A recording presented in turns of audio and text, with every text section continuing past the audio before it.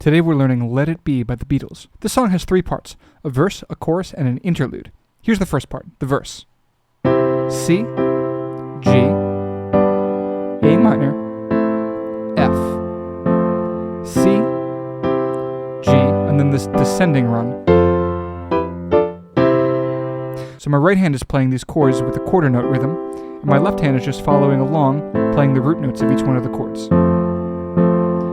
When we get to the descending run, my left hand goes to an F, and my right hand goes up to an F chord, and then descends F, E minor, D minor, and then we land with both hands on our C. So here's that verse part again. C, G, A minor, F, C, G, left hand goes down, right hand goes up to the F, land on that C. That's the verse. Here's the chorus. A minor, G, F, C, C, G, and then the descending figure again. We land on that C. In the next part, the interlude, my right hand is going to switch to just playing the first 2 notes of each chord, and we're going to descend from F.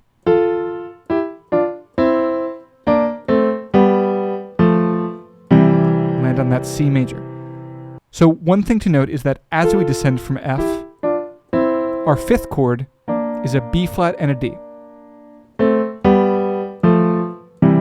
You just got to be aware of that, because if you're not thinking, you might just think it's all the white keys. But it's not that. You got to land on that B flat.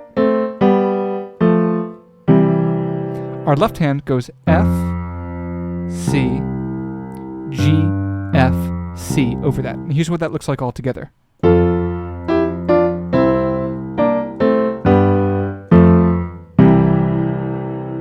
One more time.